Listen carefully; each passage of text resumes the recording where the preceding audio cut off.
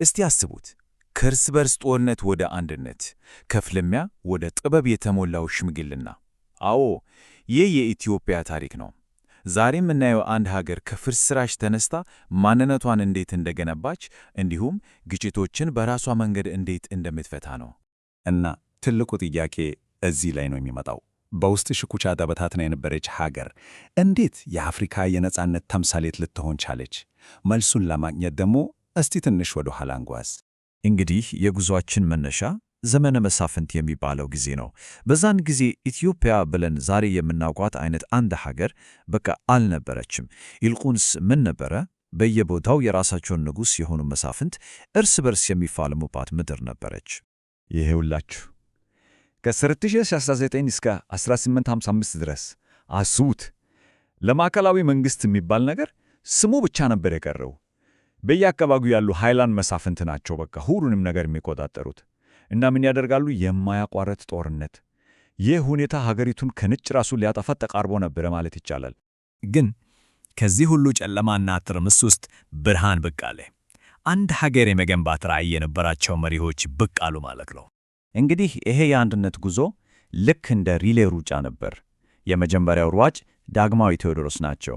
በ1855 ሀገሪቱን አንድ የማድረግ እና ዘመናዊ ጦር የመገንባት ሐሳብ ይዞ መጡ። ከዛ ዱላውን አፄ ዮሐንስ ተቀበሉ። የእሳቸው ትልቁ ትኩረት ደግሞ ከውጭ የሚመጡ ወራሪዎችን በተለይ ግብፅን መመከት ነበር። በመጨረሻም ዱላውን የተቀበሉት ዳግማዊ ምኒልክ ናቸው። እሳቸው በ1889 ዘውድ ሲጨኑ የተጀመረውን የአንድነት ሥራና የግዛት ማስፋፋቱን አጥናቆ ዛሬ የምናውቃትን ኢትዮጵያ ቅርጽ አሳዩ። አዎ፣ እዚህ ላይ አንድ ነገር በደንብ ግልጽ መሆን አለበት። ዳግማዊ ምኒልክ ሁሉንም ነገር ከባዶ አይደለም የጀመሩት። ሥራውን ያቀለለላቸው ከእሳቸው በፊት በነበሩት መሪዎች የተጣለው ጠንካራ መሠረት ነው። ቀደም እንዳልነው ልክ እንደ ሪሌይ ሩጫ ማለት ነው። አንዱ ያስጀመረውን ሌላው ያጠናቀቀ የሄደበት የትውልድ ቅብብል ነበር። እሺ፣ ሀገሪቱ አንድ ሆነች። አሁንስ ትልቁ ፈተና የመጣው ከውስጥ ሳይሆን ከውጭ ነበር። ይሄን ነው እንግዲህ የአድዋ ታሪክ የሚጀምረው። የኢትዮጵያን ስም በታሪክ ላይ በወርቅ ቀለም የተጻፈው ድል። የጦርነቱ መንስኤ ደግሞ የውጫሌ ውል የሚባል ነገር ነው።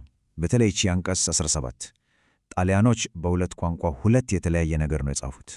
በአማርኛው ምኒልክ ከፈለጉ የጣሊያንን መንግሥት እርዳታ ሊጠቀሙ ይችላሉ ይላል። ምርጫ ነው የሚሰጠው። በጣሊያንኛው ግን ምኒልክ ማንኛውንም የውጭ ግንኙነት በጣሊያን በኩል ብቻ ማድረግ አለባቸው ይላል። በቃ ኢትዮጵያን ሙሉ በሙሉ ጥገኛ ሊያደርጉ የሞከሩበት የማጭበርበር ሥራ ነበር። ይህም በቀጥታ ወደ ጦርነት አስገባ። እናም የክተት አዋጅ ታወጀ። ከዳር እስከ ዳር ከ100,000 በላይ ሕዝብ እምቢ ለሀገሬ ብሎ ተነሳ። ይሄ ቁጥር የወታደር ብዛት ብቻ አይደለም፣ የአንድ ሕዝብ የአንድነትና የነጻነት ጥማት መግለጫ ነበር። እናም መጋቢት 1896 ያ ታሪካዊ ቀን መጣ። የአድዋ ድል የኢትዮጵያን ፖለቲካዊ ነጻነት ብቻ አይደለም ያረጋገጠው፣ ትርጉሙ ከዚያ እጅግ የላቀ ነው። በዓለም ዙሪያ ላሉት ኩር ሕዝቦች ሁሉ የኩራትና የተስፋ ብርሃን ሆነ። እንደ ፓንአፍሪካኒዝም ላሉ እንቅስቃሴዎች መነሳሻ ሆነ። ከሁሉም በላይ ደግሞ የአውሮፓ ቅኝ ገዢዎች አይበገሩም የሚለውን ትልቅ ውሸት አፈረሰ። እሺ፣ እስካሁን ያየነው ትልቁን ምስል ነው፣ የሀገር አንድነት፣ ትላልቅ ጦርነቶች። ግን ታሪክ ማለት ይሄ ብቻ አይደለም። እስቲ አሁን ደግሞ ከትልቁ የጦር ሜዳ ወጥተን ወደ ዕለት ተዕለት ሕይወት እንግባ። በጎረቤትና በጎረቤት መካከል በቤተሰብ ውስጥ የሚፈጠርን ግጭት እንዴት ነው የሚፈታው? በየመንደሩ ሰላም የሚጠበቀው እንዴት ነው? መልሱ ያለው የሀገር በቀል እውቀት ውስጥ ነው። ይህ ማለት የአንዳንዱ ማኅበረሰብ ለዘመናት ከትውልድ ወደ ትውልድ ያስተላለፈ ያመጣው የራሱ የሆነ ችግር መፍቻ ጥበብ አለው ማለት ነው። እና በኢትዮጵያ ደግሞ የዚህ ጥበብ ትልቁ መግለጫ ሽምግልና ነው። ሽምግልና ማለት በማኅበረሰብ ውስጥ ትልቅ ክብር ባላቸው ሽማግሌዎችና የሃይማኖት አባቶች አማካኝነት ግጭቶችን መፍታት ማለት ነው። የማኅበረሰቡን አንድነትና ሰላም የሚጠብቅ መሰሶ ነው ማለት እንችላለን። እሺ፣ ሽማግሌዎች በብዛት የሚዳኙት በምን አይነት ጉዳዮች ላይ ነው? እስቲ በደቡብ ወሎ የተደረገን ጥናት እንመልከት። ከግማሽ በላይ የሚሆኑት ግጭቶች የመሬት ውዝግቦች ናቸው። ከዛ በመቀጠል ደግሞ የንብረትና የቤተሰብ ጉዳዮች ይመጣሉ። ታዲያ ለምንድነው ሰዎች እነዚህን ችግሮች ይዘው ወደ ፍርድ ቤት ከመሄድ ይልቅ ሽምግልናን የሚመረጡት? ምክንያቶቹ ግልጽ ናቸው። አንደኛ፣ ብዙ ወጪና ጊዜ አያባክንም። ሁለተኛ፣ ሂደቱ ቀጥተኛና ያልተወሳሰበ ነው። ከሁሉም በላይ ግን ትልቁ ነገር ግንኙነትን አያበላሽም። ዓላማው ማሸነፍና መሸነፍ ሳይሆን ሰላም አውርዶ ማኅበራዊ ግንኙነቱን ማስቀጠል ነው። የጥንታዊና ጥበብ የተሞላበት ሥርዓት ግን ዛሬ ላይ ተግዳሮት ገጥሞታል። ትልቁ ተግዳሮት ምንድን ነው? የትውልድ ለውጥ።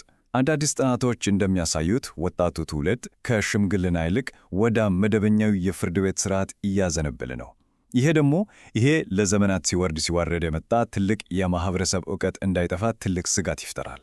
ናም በመጨረሻ አንድ ትልቅ ጥያቄ ጋር እንደርሳለን። በዚህ በፍጥነት የተለወጠ ባለ ዓለም ውስጥ የጥንት ጥበብና የዘመናዊ ፍትሕ ሥርዓት እንዴት ተዋህዶ መሄድ ይችላሉ? የሽምግልና ወደፊት ዕጣ ፈንታ ምናልባት በሁለቱ መካከል ትክክለኛውን ሚዛን ከማግኘት ጋር የተያያዘ ይሆናል።